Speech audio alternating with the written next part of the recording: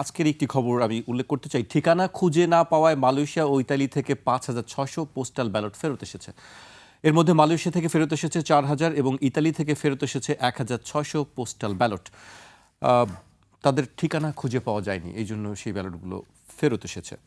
আমি মনিয়াপার কাছে আসতে চাই। মনিয়াপা, আপনি নাম বলতে চাচ্ছিলেন না, কিন্তু গতকালকে জামায়াতের পক্ষ থেকে বক্তব্য দেওয়া হচ্ছে, আমি সেটি উল্লেখ করতে চাই। বিএনপির ফ্যামিলি কার্ড ও কৃষক কার্ড দেওয়ার ঘোষণাকে নির্বাচনী আচরণবিধি লঙ্ঘন ও সুস্পষ্ট ধোঁকাবাজি বলে উল্লেখ করেছেন জামায়াত নেতা আব্দুল্লাহ তাহের। তিনি বলেছেন, প্রধান উপদেষ্টাকে জামায়াত বলেছে এমন কাজ করা অবৈধ। প্রধান নির্বাচন কমিশনারকেও বলা হয়েছিল এটা থামানোর ব্যবস্থা করতে হবে, নইলে এটি এলাকায় এলাকায় মারামারির সূচনা করবে। মারামারির সূচনা তারা যদি তারা বলতেই পারে, আমি বলার রাইটসে বাধা দিতে চাচ্ছি না।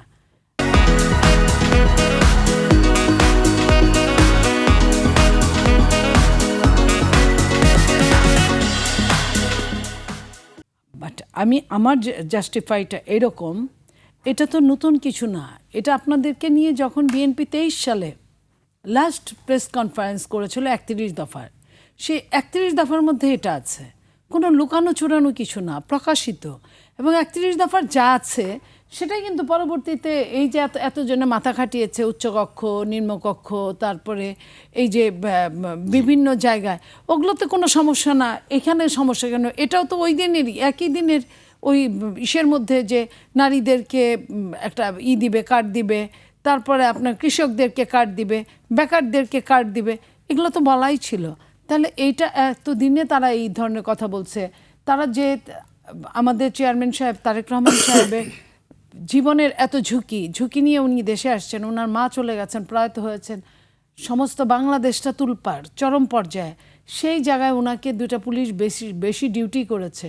এটা কিন্তু একটা জায়গায় যখন ধরেন তারেক রহমানের দরকার নাই বা আমারও দরকার নাই, আমি খুব ছোট মাপের, তারও না, আপনার যে কোনো একটা রাস্তার লোক যদি 10,000 লোক নিয়ে একখানে বসে, সেখানে কিন্তু না বলতেই কিন্তু সরকারের বিভিন্ন সংস্থাগুলো গিয়া হাজির হয় ওই জায়গার নিরাপত্তার স্বার্থে। তো যেখান দিয়ে তারেক রহমান সাহেব হেঁটে যান, ওইখানেই হাজার হাজার লোক হন।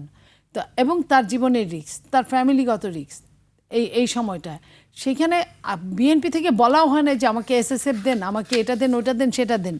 বিএনপি থেকে যেটা চাওয়া হয়েছিল সরকারের কাছে বুলেট প্রুফ গাড়ির ব্যবস্থা করার জন্য, সেটা সরকারের পারমিশন নিয়ে করেছে। জামায়াত পক্ষ থেকে বলা হচ্ছে বাড়াবাড়ি রকমের বাড়াবাড়ি, এইটাই তো কথাটা।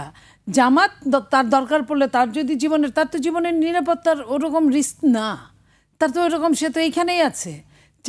যেটা তারেক রহমান সাহেবের সঙ্গে আজ থেকে 19 বছর যাবত এই ঘটনা হচ্ছে, তো সেইখানে একটা মানুষকে, রাষ্ট্রের একজন মানুষকে বাঁচানোর জন্য রাষ্ট্র যা করে, 100 জন মানুষকে বাঁচানোর জন্য রাষ্ট্র তাই করে।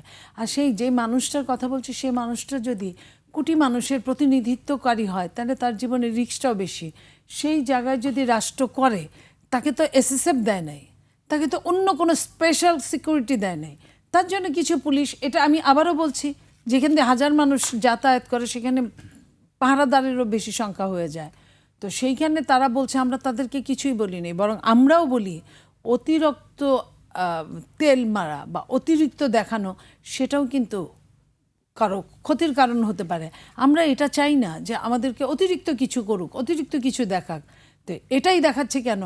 আমার তো এরকম মনে হয় যে এটা এই ধরনের প্রবলেমের জন্ম দেওয়ার জন্য এটা দেখাচ্ছে। যেটা আমি আপনাকে বলি যে কিছু চাঁদাবাজ সব দলেই আছে, বিএনপিতেও আছে। তো বিএনপি চাঁদাবাজদের ব্যাপারে যেটা বলেছিল আমাদের চেয়ারম্যান, যে সরকারকে বলেছে, বিভিন্ন আইন শৃঙ্খলা রক্ষাকারী বাহিনীকে বলেছে, আমি তো বহিষ্কারের বাইরে এর চেয়ে বেশি আমি শাস্তি দিতে পারি না, আপনারা এটা শাস্তি দেন, আইনের আওতায় আনেন। তারা কিন্তু কেউই আনে নাই, এটা সুযোগ করে দিয়েছে আরও, বরং পারলে তাদের অর্থ সম্পদকে পাহারা দিয়ে আসছে সরকার। তো এই যে এখন যেটা বললেন Sharif, operation devil hunt second phase চলছে, operation devil hunt second phase চলছে। আপনি কোথায় কোন নিরাপত্তাটা জনগণ পাচ্ছে আপনি বলেন? জনগণের উপর যেভাবে সন্ত্রাসী কার্যক্রম চলছিল ওইভাবেই চলছে 1.5 বছর যাবৎ, 1.5-2 বছর যাবৎ। জনগণ যে সমস্যাগুলো ফেস করছে, জীবনের নিরাপত্তা হুমকির মুখে, সেটাই ফেস করছে। এবং অস্ত্র নিয়ে এত কথা, সেই অস্ত্র যদি আমি বলি যে জুলাই গণ অভ্যুত্থানে যতগুলো থানার অস্ত্র লুট হয়েছিল তার মধ্যে এখনো 1335টা অস্ত্র উদ্ধার হয় নাই। 1335টা অস্ত্রকে আপনি যদি ভাগ করেন 300 দিয়ে, এক একটা জায়গায় 3-4টা 5টা 4টা-5টা করে অস্ত্র পড়ে যায়। জি। তো 4টা-5টা করে অস্ত্রে আপনার একটা অস্ত্র হলেই তো ইনাফ 10টা-20টা বৈধ এলাকা অস্ত্র, অবৈধ অস্ত্র, অনেক অস্ত্র নিয়ে কথা সঙ্গে হচ্ছে। অবৈধ অস্ত্র আছে, তার সঙ্গে বৈধ অস্ত্র কোনোটাই জমা চায় নাই সরকার বা দেয় নাই। এর উপর উল্টা সরকার ঘোষণা দিয়েছে যত প্রার্থী আছে তারা তাদের জীবনের নিরাপত্তার জন্য আবেদন করার সাথে সাথে ইহা চাই বা মাত্র বাহককে দিতে বাধ্য থাকিবে অস্ত্র। এই এত অস্ত্র দিয়ে দেশে সেটি অবশ্য হচ্ছে কিভাবে না। একটা সুন্দর নির্বাচন হয়? 31 তারিখের পর থেকে আগ্নেয়াস্ত্র বহন করা যাচ্ছে না, সেটি নির্বাচন কমিশনের পক্ষ থেকে বলা হয়েছে।